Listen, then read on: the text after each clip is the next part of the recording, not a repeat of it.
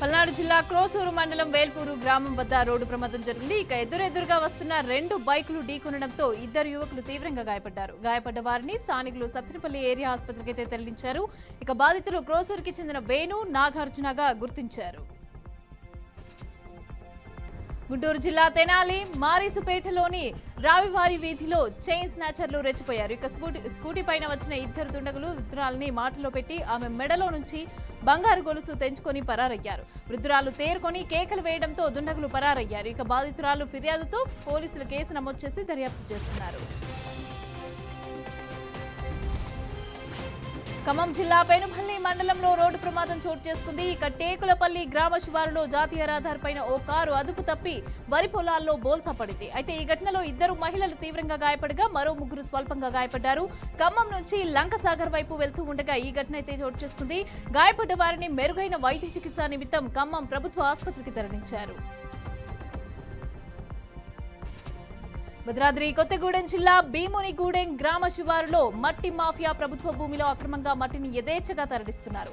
అర్ధరాత్రి వేళల్లో గుట్టు చప్పుడు భారీ యంత్రాలతో కొండలను సైతం పిండి చేస్తున్నారు. ఇక ప్రభుత్వ నిబంధనలను సైతం లెక్క చేయకుండా అక్రమంగా మట్టిని తరలిస్తూ సొమ్ము చేసుకుంటున్నారు. ఎలాంటి అనుమతులు లేకుండా మట్టిని తరలిస్తున్న మట్టి మాఫియా పైన చర్యలు తీసుకోవాలని స్థానికులు కోరుతున్నారు. నెల్లూరు జిల్లా చంద్రశేఖరపురం గురుకుల హాస్టల్లో ఫుడ్ పాయిజన్ తో 25 మంది విద్యార్థులైతే అస్వస్థతకు గురయ్యారు. నిన్నటి నుంచి వాంతులు, విరోచనాలతో విద్యార్థులు బాధపడుతున్నారు. విద్యార్థులను ఆసుపత్రికి తరలించి చికిత్స అందిస్తున్నారు. ఇక విషయం తెలుసుకున్న కోవూరు ఎమ్మెల్యే వేమిరెడ్డి ప్రశాంతి రెడ్డి హుటాహుటిన గురుకుల పాఠశాలను ఆకస్మికంగా తనిఖీలు చేశారు. అస్వస్థతకు గురైన విద్యార్థులను పరామర్శించారు. ఇక పాలు, నీరు సరిగ్గా ఉండటం లేదని విద్యార్థులు ఎమ్మెల్యే దృష్టికి తీసుకెళ్లారు. ప్రిన్సిపల్ నిర్లక్ష్యం పైన ఎమ్మెల్యే ఆగ్రహం వ్యక్తం చేశారు. ఇక ఇలాంటి ఘటనలు పునరావృతం కాకుండా చర్యలు తీసుకోవాలని కోరారు. అనకాపల్లి జిల్లా నర్సీపట్నంలో హత్య కేసును పోలీసులైతే ఛేదించారు. సర్వసిద్ధి నాగేశ్వరరావు హత్య కేసులో నిందితులు బండారు సంతోష్ అలాగే కొండబాబును వివిధ ప్రాంతాలలో అదుపులోకి తీసుకున్నట్లుగా డీఎస్పీ మోహన్ తెలిపారు. మద్యం మత్తులో గొడవ జరిగిందని, ఇక చివరికి హత్యకు దారితీసిందని తెలిపారు.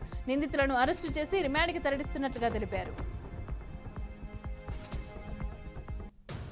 కడప జిల్లా బద్వేల్ 4 రోడ్ల కూడలి ప్రధాన రహదారిపైన రోడ్డు ప్రమాదం జరిగింది. లారీ అదుపు తప్పి ట్రాక్టర్ను ఢీకొట్టడంతో ట్రాక్టర్ 2 భాగాలు కూడా విడిపోయింది. ఇక ఎలాంటి ప్రాణాపాయం జరగకపోవడంతో అందరూ ఊపిరి పీల్చుకున్నారు. ఘటనా స్థలానికి చేరుకున్న పోలీసులు పుఠాయపల్లికి చెందిన ట్రాక్టర్ గా గుర్తించారు. వాహనాలను పోలీస్ స్టేషన్ కి తరలించి విచారణ జరుపుతున్నారు. ఉమ్మడి నెల్లూరు జిల్లా నాయుడుపేటలో అర్ధరాత్రి యాక్సిస్ బ్యాంక్ పక్కనే ఉన్న ఏటీఎంలో దుండగులు చోరీకి యత్నించారు. ఇక ముఖానికి ప్లాస్టిక్ కవర్ ధరించి ఏటీఎం సెంటర్లోకి ప్రవేశించిన దుండగుడు గుణపంతో ఏటీఎం పగలగొట్టేందుకు యత్నించాడు. ఒక్కసారిగా అలారం మోగడంతో దుండగుడు పరారైనట్టుగా బ్యాంకు సిబ్బంది తెలిపారు. బ్యాంకు సిబ్బంది ఫిర్యాదు మేరకు పోలీసులు కేసు నమోదు చేసి దర్యాప్తు చేస్తున్నారు. ఆరుద్ర నక్షత్రం సందర్భంగా నంద్యాల జిల్లా శ్రీశైలం దేవస్థానంలో బంగారు స్వర్ణ రథోత్సవం వైభవంగా నిర్వహించారు. ఇక స్వర్ణ రథోత్సవంలో స్వామి అమ్మవారికి ప్రత్యేక పూజలు నిర్వహించి కర్పూర హారతులు సమర్పించారు. అనంతరం స్వర్ణ రథోత్సవం ఆలయ రాజగోపురం నుంచి మాడవీధుల్లోని హరిహర రాయపు గోపురం, బ్రహ్మానందరాయ గోపురం, శివాజీ గోపురం మీదుగా స్వర్ణ రథోత్సవం నిర్వహించారు. ఇక స్వర్ణ రథం పైన ఆసీనులైన స్వామి అమ్మవార్లు భక్తులకు దర్శనమిచ్చారు. ఇక భక్తులు భారీగా తరలివచ్చి రథోత్సవం తిలకించారు. హైదరాబాద్ లోని బంజారా హిల్స్ లో మందు బాబులు వీరంగా సృష్టించారు. ఇక రోడ్డు పక్కన పార్క్ చేసిన ఆటోను మితిమీరిన వేగంతో వస్తున్న కారు ఢీకొట్టింది. దీంతో ఆటో నుజ్జునుజ్జాయింది. కారు నడిపిస్తున్న వ్యక్తి మద్యం మత్తులో ఉన్నట్లుగా గుర్తించిన ఆటో డ్రైవర్ అతన్ని నిలదీసేందుకు యత్నించాడు. ఇక తమ కుటుంబ సభ్యులు పోలీస్ శాఖలో పనిచేస్తున్నారని, ఎక్కువ మాట్లాడితే తీవ్ర పరిణామాలుంటాయని బాధితుడిని హెచ్చరించారు. నిందితులపైన చర్యలు తీసుకోవాలని బంజారా హిల్స్ పోలీస్ స్టేషన్లో బాధితుడు ఫిర్యాదు చేశాడు. ఇక సీసీ ఫుటేజ్ ఆధారంగా కేసు దర్యాప్తు చేస్తున్నట్లుగా పోలీసులు తెలిపారు.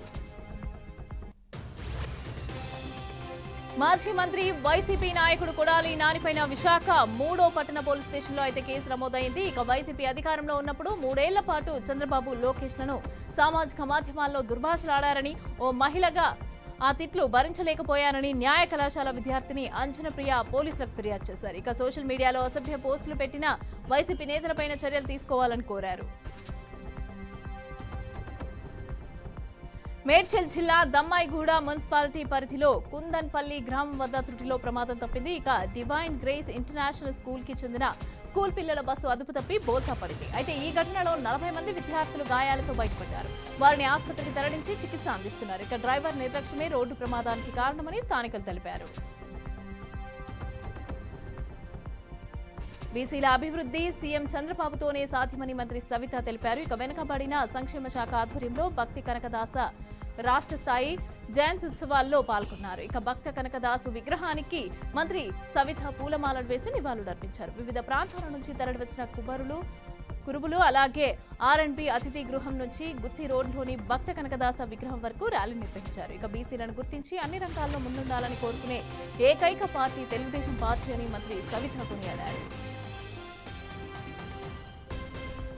కృష్ణా జిల్లా గన్నవరానికి చెందిన టీడీపీ నాయకుడు రంగబాబు పైన దాడి కేసులో వైసీపీ నాయకులను అరెస్టు చేశారు. ఇక పార్క్ ఎలైట్ హోటల్ వద్ద దాడికి పాల్పడిన నిందితులు వైసీపీకి చెందినట్లుగా పోలీసులైతే గుర్తించారు. తెల్లవారుజాము నుంచే వారిని పోలీసులైతే అదుపులోకి తీసుకుంటున్నారు. నిందితుల్లో పలువురు గన్నవరం మాజీ ఎమ్మెల్యే వల్లభనేని వంశీ ముఖ్య అనుచరులు ఉండటంతో వారిని కంకిపాడు పోలీస్ స్టేషన్ కి తరలించారు. ములుగు జిల్లాలో మంత్రి సీతక్క పలు అభివృద్ధి పనులకు శంకుస్థాపన చేశారు. గ్రంథాలయం ప్రాంగణంలో జిల్లా కలెక్టర్ టిఎస్ దివాకర్ అలాగే జిల్లా గ్రంథాలయం చైర్మన్ బానోత్ రవిచందర్తో కలిసి బోర్వెల్తో పాటుగా ప్రహరీ గోడ నిర్మాణానికి శంకుస్థాపన చేశారు. సంగారెడ్డి జిల్లా అమీన్పూర్ మున్సిపల్ పరిధిలో హైడ్రా కమిషనర్ రంగనాథ్ పర్యటించారు. ఇక భూ కబ్జాలపైన అమీన్పూర్ వాసులు, చెరువు ముంపు కాలనీ వాసులు తరచుగా ఫిర్యాదు చేయడంతో ఆయన ఈ ప్రాంతానికి చేరుకున్నారు. మున్సిపల్ పరిధిలోని పెద్ద చెరువును హైడ్రా కమిషనర్ రంగనాథ్ పరిశీలించారు.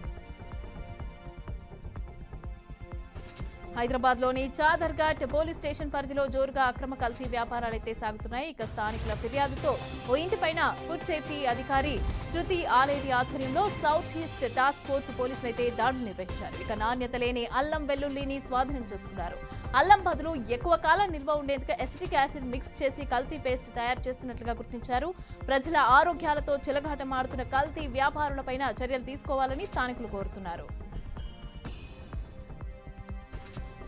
సత్యసాయి జిల్లా పుట్టపర్తి ప్రశాంతి నిలయంలో అంతర్జాతీయ మహిళా దినోత్సవాన్ని ఘనంగా నిర్వహించారు. ఇక మహిళా దినోత్సవంలో హైకోర్టు జడ్జి సూర్యపల్లి నందా పాల్గొన్నారు. జ్యోతి వెలిగించి మహిళా దినోత్సవ వేడుకలను ప్రారంభించి సత్యసాయి బాబా మహాసమాధిని దర్శించుకున్నారు. ఇక విద్యార్థుల బ్రాస్ బ్యాండ్ వాయిద్యాలు, సాంస్కృతిక కార్యక్రమాలు అందరినీ ఆకట్టుకున్నాయి. సమాజంలో మహిళల ప్రాధాన్యత గురించి హైకోర్టు జడ్జి భక్తులకు వివరించారు.